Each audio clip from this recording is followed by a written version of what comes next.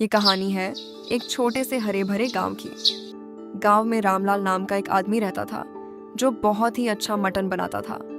गांव के सभी लोग उसे जानते थे। अरे आओ आओ, रामलाल का मटन खाओ, उंगलियां चाटते ही जाओ। तभी वहां दो लोग आ पहुंचते हैं। अरे रामलाल भाई, जल्दी जल्दी 2 प्लेट मटन लगा दो यार। बहुत तेज भूख लगी है और तुम्हारे हाथ का मटन ना खाऊं तो दिन अधूरा सा लगता है। अरे क्यों नहीं भाई, तुम लोगों को ऐसा मटन बना के दूंगा कि आज तुम दोनों 2 रोटी की जगह 4 रोटी खा जाओगे। तभी रामलाल उन दोनों को मटन दे देता है और दोनों बड़े मजे से रोटी के साथ मटन का आनंद। अरे वाह, मटन तो कमाल का है। नरम मटन, लाजवाब खुशबू। कुछ देर बाद वहां एक गरीब बूढ़ा आदमी आता है और रामलाल से कहता है, बेटा मुझे खाने के लिए थोड़ा सा मटन दे दो। मैं बहुत गरीब हूँ, मेरे पास पैसे नहीं है। अरे काका, आप भी कैसी बात कर रहे हो? मैं आपसे पैसे कैसे ले सकता हूँ? तुरंत बूढ़े काका को मटन दे देता है। बूढ़ा काका बड़े मजे से खाने लगता है। रामलाल का दिल का बहुत अच्छा इंसान था। देखते ही देखते उसके ठेले पर भीड़ बढ़ गई और शाम होते होते सारा मटन खत्म हो गया। वो घर पहुंचते ही उसकी पत्नी ने कहा, आ गए तुम। आज की कमाई कैसी हुई? हाँ, कमाई तो रोज की तरह ही चल रही है। ना ज्यादा मुनाफा होता है ना घाटा होता है। आज भी किसी को मुफ्त में मटन खिला कर आए होंगे, तभी तो कमाई ज्यादा नहीं होती है। हाँ, पर गरीबों से मैं पैसे कैसे ले सकता हूँ? ये तो पुण्य का काम है। हर जगह सिर्फ पैसों के बारे में तो नहीं सोच सकते ना। हाँ, तुम क्यों पैसों के बारे में सोचोगे? भले ही मैं भूखी ही रह जाऊं। चलो छोड़ो ये सब, अब चलो खाना खाते हैं। दोनों चुपचाप खाना खा लेते हैं। अगली सुबह रामलाल फिर से मटन बनाकर ठेला लगाता है। अरे आओ आओ, रामलाल का मटन खाओ, उंगलियां चाटते ही जाओ। बताओ राम भैया, कैसे आना हुआ? अरे रामलाल भाई, तुम्हारा मटन इतना लजीज कैसे बन जाता है यार? देखिए, मेरी बीवी तो इतना अच्छा मटन नहीं बना पाती। ऐसा क्या इस्तेमाल करते हो? अरे भाई, ये तो बस इसलिए है क्योंकि मुझे बचपन से ही खाना बनाने का शौक है। मैं अपनी माँ को बनाते हुए देखता था और साथ ही उनकी मदद भी करता था। इसलिए मुझे मसालों की थोड़ी समझ है कि कितना और कैसा मसाला डालना है ताकि मटन सही बने। अच्छा, तो फिर तुम कोई बड़ा होटल क्यों नहीं खोल लेते? कब तक इस छोटे से ठेले पर बेचोगे? क्या बताऊं, अभी मेरा धंधा इतना अच्छा नहीं चलता कि मैं एक होटल खोल सकूं। अच्छा ठीक है, आजकल शादियों का सीजन है। अगर मुझे कहीं पता चला कि किसी को बाबर जी की जरूरत है तो मैं उसे तुम्हारा पता दे दूंगा, और अभी मुझे 1 प्लेट मटन दे दो। तभी रामलाल उसे मटन दे देता है। उधर गांव में एक सेठ की बेटी की शादी थी, लेकिन सेठ को खाना बनाने के लिए कोई बावर्ची नहीं मिल रहा था।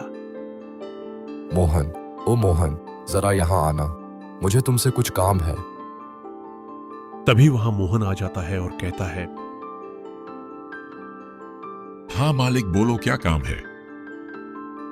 अच्छा, अब मैं तुझे बताऊं क्या काम है। मैंने तुझे 4 दिन से कह रखा है कि गांव जाकर किसी अच्छे बावर्ची को लेकर आ, पर तुझसे इतना सा काम भी नहीं हो रहा। 2 दिन बाद बेटी की शादी है और अब तक बावर्ची का इंतजार ही चल रहा है। मालिक, मैंने कई होटलों में जाकर वहां का खाना खाकर देखा है, लेकिन किसी के हाथ का खाना स्वादिष्ट नहीं लगा। शादी का माहौल है, अगर बावर्ची खाना अच्छा नहीं बना पाया तो लड़के वाले क्या सोचेंगे? और फिर आप मुझ पर ही चिल्लाओगे कि सब तेरी वजह से हुआ। तूने खराब बावर्ची बुलाया। हाँ, पर अब बस 2 दिन ही रह गए हैं। अगर बावर्ची ही नहीं मिला तो खाना कौन बनाएगा? मैं तो कहता हूं आप और मैं मिलके ही बना देते हैं।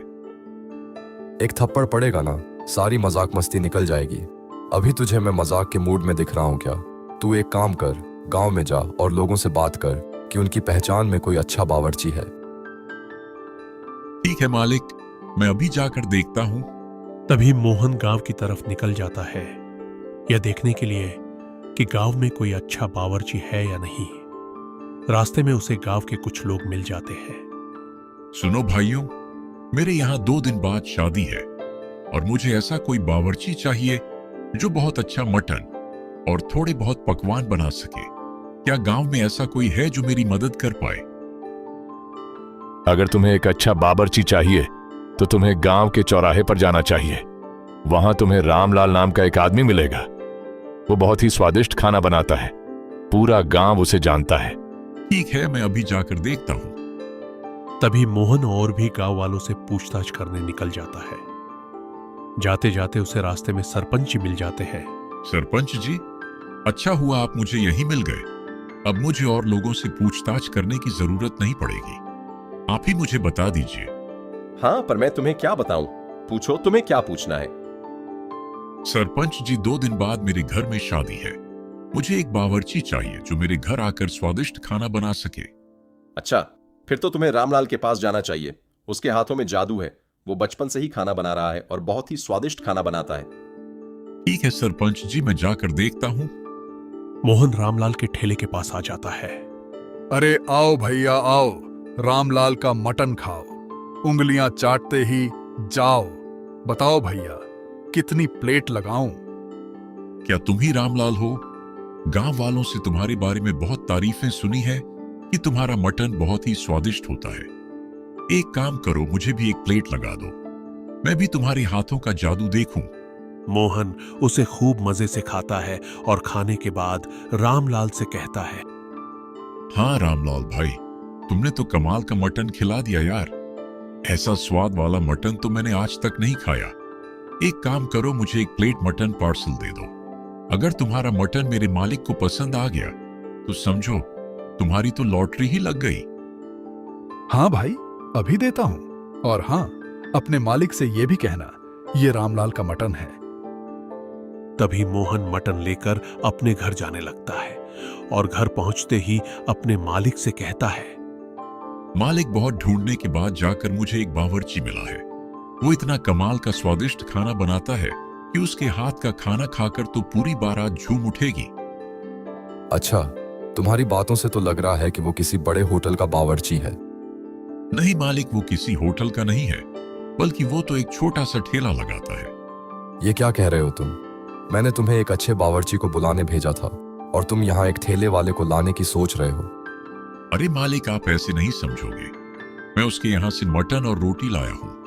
आप एक बार खाकर देखो, फिर आप खुद ही समझ जाओगे। तभी वह मटन खाने लगता है और बड़े मजे से खाता है। खाने के बाद वह कहता है, मोहन, ये तो बहुत ही स्वादिष्ट मटन है। ऐसा तो मैंने कभी किसी होटल में भी नहीं खाया। देखा मालिक, कहा था ना, मैं बहुत ही बढ़िया बावर्ची ढूंढ कर लाया हूँ। अब एक काम करो, तुम अभी के अभी वहां जाओ और उसे यहाँ लेकर आओ। तभी मोहन रामलाल बुलाने के लिए निकल जाता है और जाते जाते रास्ते में उसे बिहारी सेठ मिल जाता है। अरे मोहन, तुम यहाँ, मैं तो तुम्हारे ही घर आ रहा था। कल तुम मेरे यहाँ आए थे ना कि तुम्हें शादी के लिए एक बावर्ची चाहिए। तुम्हें तो पता ही है, मेरा नाम है बिहारी।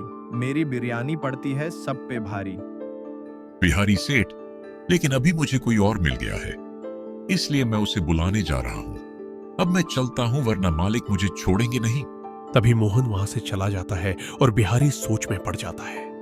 ये कौन है जिसकी वजह से मेरा इतना बड़ा कॉन्ट्रैक्ट चला गया? मैं इसका धंधा ही बंद करवा दूंगा अपनी बिरयानी से। अब तू देखना बेटा, कैसे एक बिहारी पड़ता है भारी। रघु भाई, मालिक ने तुम्हें बुलाया है, चलो मेरे साथ। आज तो तुम्हें बहुत बड़ा कॉन्ट्रैक्ट मिलने वाला है। तभी रामलाल मोहन के साथ उसके घर पहुंच जाता है। अच्छा, तो तुम ही रामलाल हो। मैंने तुम्हारा मटन खाया है। बहुत ही स्वादिष्ट खाना बनाते हो, इसलिए 2 दिन बाद मेरे घर में मेरी बेटी की शादी है। उसमें तुम ही खाना बनाओगे। वैसे तुम्हें और क्या क्या बनाना आता है? मैं तो बचपन से ही तरह तरह के पकवान बनाता आ रहा हूं। इनमें सबसे स्वादिष्ट मुझे मटन बनाना आता है। बाकी आप जो कहेंगे मैं बना दूंगा। ठीक है, फिर तुम अपना मटन बनाना, साथ में कुछ पकवान और थोड़े गुलाब जामुन भी बना देना। ठीक है सेठ, मैं कल सुबह 5 बजे आकर सारा सामान बना दूंगा। तभी रामलाल घर जाता है और अपनी बीवी को सारी बात बताने लगता है। सुनो, मुझे कल सुबह 5 बजे एक सेठ के घर जाना है। पकवान बनाने का बड़ा कॉन्ट्रैक्ट मिला है और पैसे भी अच्छे खासे मिलेंगे। और हाँ, पैसे मिलते ही मैं तुमको शॉपिंग करने लेकर चलूंगा। अच्छा ठीक है, चलो अब खाना खा लेते हैं, फिर सारी तैयारी कर लेंगे ताकि कल सुबह तुम जल्दी से सब बना सको। अगले दिन सुबह होते ही रामलाल सारा सामान बनाकर तैयार कर देता है और सेठ के वहां पहुंच जाता है। तभी वहां सेठ आ जाते हैं। वाह रामलाल, तुमने तो सारे पकवान बनाकर तैयार कर दिया है, साथ ही इनमें से बहुत ही मस्त खुशबू भी आ रही है। हाँ सेठ, मैं यहाँ सुबह 5 बजे ही आ गया था और तभी से सब बना रहा हूँ। अब आपको अपनी बारात की चिंता नहीं करनी पड़ेगी। तभी बारात आती है और सभी लोग बड़े मजे से खाना खाते हैं। खाने को लेकर सेठ को खूब तारीफ मिलती है। पर सेठ खुश होकर रामलाल से मिलने जाता है। रामलाल, आज तो तुम्हारी वजह से पूरी बारात में बस मेरा ही नाम चल रहा है। सब यही कह रहे हैं कि आज से पहले किसी भी बारात में इतना स्वादिष्ट मटन नहीं खाया। सेठ, ऐसी कोई बात नहीं है। अच्छा सेठ, अब मैं चलता हूं। 2 दिन हो गए हैं, मैंने अपनी दुकान भी नहीं लगाई है। अच्छा ठीक है, जाओ तुम, और जाते जाते खाना खाकर ही जाना। और हाँ, ये तुम्हारे पैसे ले लो। सेठ, इसमें तो 10,000 रुपये हैं। मैं तो खाना बनाने के सिर्फ 2,000 रुपये ही लेता हूं। अरे रामलाल, तुम्हारी वजह से आज मेरी इज्जत बच गई और साथ ही पूरी बारात में मेरा नाम हो गया, इसलिए इसे मेरी तरफ से इनाम समझो। तभी रामलाल पैसे मिलने के बाद खुशी खुशी घर चला जाता है। आज तो मुझे बहुत ज्यादा पैसे मिले हैं और मैंने कहा था ना, पैसे मिलेंगे तो हम तुम्हें शॉपिंग करवाने ले चलेंगे। चलो अब। पर तुम्हारी दुकान का क्या? वो भी तो 2 दिन से बंद है ना। अरे मैंने कहा ना, सेठ ने आज खुश होकर मुझे बहुत ज्यादा पैसे दे दिए हैं, इसीलिए दुकान की चिंता तुम मत करो। वैसे भी ऐसे दिन बार बार थोड़ी ना आते। चलो अब। यहां रामलाल अपनी बीवी से घूमने और शॉपिंग की बात कर रहा था। ही दूसरी तरफ बिहारी सेठ अपना कदम कदम पर खेल चुका था। रामलाल की दुकान बंद करवाने के लिए बिहारी ने अपनी बिरयानी का ठेला शहर से हटाकर गांव में लगा दिया था। हाँ बेटा रामलाल, तूने 2 दिन दुकान ना खोलकर बहुत बड़ी गलती कर दी। मैंने सबको अपने हाथ की बिरयानी खिला दी है। अब कोई भी तेरे दुकान पर नहीं आएगा। मेरा नाम है बिहारी, मुझसे पंगा पड़ेगा भारी। एक दिन गांव में जिन जिन लोगों ने बिहारी की बिरयानी खाई थी, सबका पेट दर्द करने लगा। कुछ कुछ लोग बीमार भी पड़ गए, लेकिन सबके मन में बस एक ही बात थी, एक बार और लगता है बिहारी की बिरयानी खाना होगा। सबका पेट दर्द कर रहा था, लोग बीमार भी हो रहे थे, लेकिन फिर भी पता नहीं क्यों सबको बिहारी की बिरयानी की लत लग गई थी। और दूसरी तरफ रामलाल की दुकान पर कोई भी नहीं आ रहा था। रामलाल सुबह से शाम तक इंतजार करता रहा, लेकिन कोई भी उसकी दुकान पर नहीं आया। ये क्या हो रहा है? कुछ तो गड़बड़ है। अचानक लोगों ने मेरी दुकान पर आना क्यों बंद कर दिया और ये बिहारी की दुकान पर क्यों जाने लगे हैं? आखिर ऐसा क्या खिला रहा है ये बिहारी? रामलाल घर जाने लगता है, तभी रास्ते में उसे सरपंच मिल जाते हैं। वे रामलाल से कहते हैं, सुना है रामलाल, तुम अपने मटन में कुछ मिला रहे हो।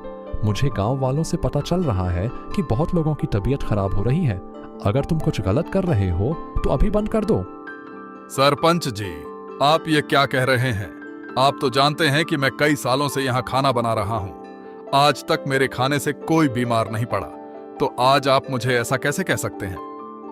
मैं जानता हूं, लेकिन बिहारी सेठ ने मुझसे कहा है कि तुम अपने मटन में कुछ मिला रहे हो, इसलिए मैंने सोचा कि पहले तुमसे अकेले में बात कर लूं। अच्छा, अब मैं समझा सरपंच जी। क्या आपने ये ध्यान नहीं दिया कि ये सब तभी से शुरू हुआ है जब से बिहारी आया है, और जब से वो आया है तब से मेरी दुकान पर तो कोई आता ही नहीं। तो भला मेरा खाना खाकर कोई बीमार कैसे पड़ सकता है? बात तो तुम सही कह रहे हो। एक काम करो रामलाल, आज रात तुम उसका पीछा करो और देखो कि वह ऐसा क्या करता है। फिर कल सुबह गांव वालों के सामने उसे सजा देंगे। तभी रात होते ही रामलाल बिहारी के घर के बाहर पहुंच जाता है। वो देखता है कि बिहारी अपनी बिरयानी में एक बोतल से कुछ मिला रहा है। अच्छा, तो यही है वह वजह जिसकी वजह से लोगों की तबीयत खराब हो रही है। अब कल सुबह सरपंच और मैं गांव वालों के सामने इसका खुलासा करेंगे। अगले दिन गांव वाले रामलाल, सरपंच और बिहारी सभी लोग इकट्ठा हो जाते हैं। अब तू गया। कल रात रामलाल ने सब देख लिया कि कैसे तू बिरयानी में केमिकल मिला रहा था और लोगों को अपनी बिरयानी की लत लगवा रहा था। तुझे पता भी नहीं तेरे उस केमिकल की वजह से कितने लोगों की तबीयत खराब हुई है। सरपंच जी, ये रामलाल झूठ बोल रहा है। आप इसकी बातों में कैसे आ सकते हैं? ये एक नंबर का झूठा है, शक्ल से ही चोर लगता है। अच्छा, अगर ऐसी बात है तो रुको, अभी पुलिस को बुलाते हैं। वो तुम्हारे घर की तलाशी लेगी, तब खुद ही सारा सच सामने आ जाएगा। नहीं, पुलिस मत बुलाओ, वरना मेरा पूरा धंधा खत्म हो जाएगा। हाँ, मैं मानता हूं मैं बिरयानी में केमिकल मिला रहा था। मैं वादा करता हूं कि आज के बाद कभी नहीं मिलाऊंगा। मुझे नहीं पता था कि इससे लोगों की तबीयत खराब हो रही है। मुझे माफ कर दो। नहीं, अब माफी नहीं मिल सकती। अब तेरी सजा यह है कि आज के बाद तेरी कोई भी दुकान इस गांव में दिखाई नहीं देनी चाहिए, और ना ही तू ना दिखाई देना चाहिए। और तुझे यह समझना होगा और लोगों को भी समझाना होगा कि लत जैसी चीजों से दूर रहना चाहिए और अपनी सेहत पर ध्यान देना चाहिए।